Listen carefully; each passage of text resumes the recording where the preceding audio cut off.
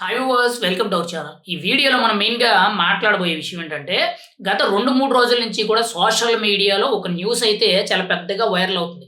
అది ఏంటి అనంటే, పవన్ కళ్యాణ్ గారి భార్య అన్నా లెజ్నివా గారి గురించి, ఇటు జగన్మోహన్ రెడ్డి గారి భార్య అయిన భారతమ్మ గారి గురించి కొంత న్యూస్ అయితే వైరల్ అవుతుంది. అది ఏ విధంగానంటే, ముఖ్యంగా గత 3, 4 రోజుల కిందట కీలకంగా చూసుకుంటే, పవన్ కళ్యాణ్ గారి చిన్న కుమారుడు మార్క్ శంకర అనే ఒక 8 సంవత్సరాల కుర్రోడు సింగపూర్‌లోని ఒక స్కూల్‌లో చదువుతుండగా అగ్ని ప్రమాదం జరిగి, ఆ అగ్ని ప్రమాదం నుంచి బయటపడడం జరిగింది. చిన్న చిన్న గాయాలవ్వడం అయితే జరిగింది. అయితే పవన్ కళ్యాణ్ గారు, చిరంజీవి గారు వీళ్ళందరూ కూడా వెళ్లి చూసి వైద్య పరీక్షలన్నీ కూడా పూర్తయిన తర్వాత డిశ్చార్జ్ చేయడం, ఆ తర్వాత ఇండియాకి తీసుకురావడం జరిగింది. అయితే ఏప్రిల్ 13వ తారీఖున అన్నా లెజ్నివా గారు అంటే పవన్ కళ్యాణ్ గారి భార్య గారు తిరుమలకి విచ్చేయడం జరిగింది. ఒక క్రిస్టియన్ అయ్యుండి కూడా హిందూ దేవాలయానికి రావడం ఇది గొప్ప విషయం. రెండోది, హిందూ దేవాలయానికి వచ్చిన అన్య మతస్థులు ఎవరైనా కానీ అంటే క్రిస్టియన్స్ గానీ, ముస్లిమ్స్ గానీ, ఇతర మతాలకు సంబంధించిన ఏ వ్యక్తి అయినా గానీ ముఖ్యంగా తిరుపతిలోకి వెళ్ళాలి, ఆ దేవుడిని దర్శించుకోవాలంటే ఒక డిక్లరేషన్ ఫార్మ్ మీద సంతకం పెట్టాలి. గతంలో పవన్ కళ్యాణ్ గారి ఇద్దరు కూతుర్లు ఎవరైతే ఉన్నారో వాళ్ళు కూడా సంతకం పెట్టడం జరిగింది. అయితే ఇప్పుడు అన్నా లెజ్నివా గారు డిక్లరేషన్ మీద సంతకం పెట్టారు. ఆ తర్వాత ముఖ్యంగా తన కుమారుడికి ఏదైతే పెద్ద ప్రాణగండం అనేది తప్పిందో దానికోసం అని చెప్పి మొక్కు తీర్చుకోవడం అయితే జరిగింది. అది ఏ విధంగానంటే ముఖ్యంగా తలనీలాలు ఇవ్వడం అంటే గుండు చేయించుకోవడం అయితే జరిగింది. ఈ రోజుల్లో ఒక మనిషి గుండు చేయించుకోవడం అంటే కష్టం. అది కూడా ఒక ఆడ మనిషి, ఒక మహిళ అయ్యుండి కూడా గుండు చేయించుకోవడం అనేది చాలా గొప్ప విషయం.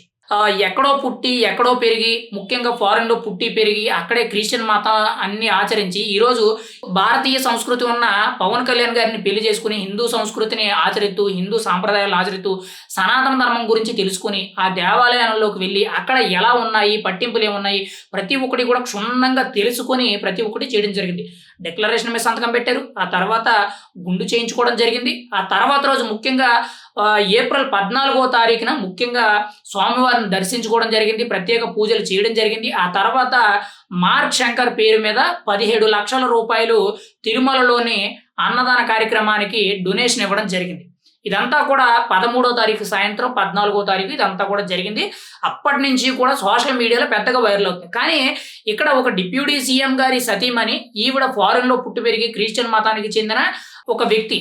అలాంటి వ్యక్తి ఈరోజు హిందూ సాంప్రదాయాలకు సంబంధించి పూర్తి వివరాలు తెలుసుకొని అవన్నీ కూడా నియమ నిబంధనలు పాటిస్తూ ఆచరించడం జరుగుతుంది. కానీ జగన్మోహన్ రెడ్డి గారు గానీ, తన భార్య భారతమ్మ గారు గానీ హిందూ మతంలోనే పుట్టారు, హిందూ మతంలోనే పెరిగారు. ఆ తర్వాత తరాలు మారే కొలిది కూడా కుటుంబం అంతా కూడా ఒక్కొక్కరు కూడా క్రిస్టియన్ మతం తీసుకోవడం జరిగింది. అంటే బాప్టిస్ట్‌ని తీసుకోవడం జరిగింది. కానీ గత 5 ఏళ్ళు కూడా జగన్మోహన్ రెడ్డి గారు ఒక ముఖ్యమంత్రి హోదాలో ఉండి తిరుమలలో జరిగే బ్రహ్మోత్సవాల కార్యక్రమాలు ఏవైతే ఉన్నాయో ఆ కార్యక్రమాలకి సరిగ్గా హాజరు కాకపోవడం, ముఖ్యంగా ఇద్దరు అంటే దంపతులిద్దరూ కూడా హాజరవ్వాలి. అక్కడ వస్త్రాలంకరణ చేయడమే కానీ, ముఖ్యంగా వస్త్రాలు సమర్పించడమే కానీ ఇవేవైతే ఉంటాయో ఇవన్నీ కూడా చేయడం మానేశారు. ముఖ్యంగా కొన్ని సందర్భాల్లో జగన్మోహన్ రెడ్డి గారు ఒక్కలే సింగిల్‌గా వెళ్ళడం, ప్రసాదాలు ఇస్తే తింటున్నట్టే తిని ఇటు నటించడం, లేదనంటే భారతమ్మ గారు ఏదైతే గుడికి రారు అని తెలుసో ఆ గుడినే అంటే దేవుడినే కూడా ఇంటికి తీసుకొచ్చిన ఘనత ఎవరిదైనా ఉందనంటే జగన్మోహన్ రెడ్డి గారిది. ఎందుకనంటే గతంలో వెంకటేశ్వర స్వామి గుడి టెంపుల్ సెట్ ఏదైతే ఉంటదో, ఒక సినిమా షూటింగ్‌లకి వేసే సెట్ ఏదైతే ఉంటదో అటువంటి సెట్‌ని దాదాపుగా 2,50,00,000 రూపాయలు ఖర్చు పెట్టి తాడేపల్లి ప్యాలెస్‌లో భారతమ్మ గారు బయట గుడికి రారు కాబట్టి అక్కడ కూర్చోబెట్టి ఎవరికీ తెలియకుండా అనధికారికంగా అక్కడ ఈ కార్యక్రమాలు చేయడం జరిగింది. అంటే ఎలా ఉందనంటే హిందూ సాంప్రదాయంలో పుట్టారు. తర్వాత క్రిస్టియన్ సాంప్రదాయంలోకి మారారు. తర్వాత హిందూ సాంప్రదాయాన్ని చాలా నీచాతి నీచంగా చూడడం జరుగుతుంది. అవమానించడం జరుగుతుంది. ఒక రకంగా చెప్పాలంటే దానికి మాకు సంబంధం లేదు, ఆ మతానికి మాకు సంబంధం లేదు, ఆ దేవుడికి మాకు సంబంధం లేదనే విధంగా ముఖ్యంగా కొంత కించపరిచే విధంగా వ్యవహరించడం జరిగింది. కానీ పవన్ కళ్యాణ్ గారి భార్య గారు అన్నా లెజ్నివా గారు ఎక్కడో క్రిస్టియన్ మతంలో పుట్టి పవన్ కళ్యాణ్ గారిని పెళ్లి చేసుకున్న తర్వాత ఇక్కడికి వచ్చి ఆయన ఏది పాటిస్తే అది, ఆయన ఏది చెప్తే అది, హిందూ ధర్మాన్ని ఎలా కొలవాలి, ఎక్కడ పూజా కార్యక్రమాలు ఎలా చేయాలి, బొట్టు పెట్టుకునే సందర్భం అయితే బొట్టు పెట్టుకోవడం, ముఖ్యంగా పూజా కార్యక్రమాల్లో కూర్చోవాలంటే కూర్చోవడం, ముఖ్యంగా గుండు చేయించుకోవడం అనేది చాలా గొప్ప విషయం.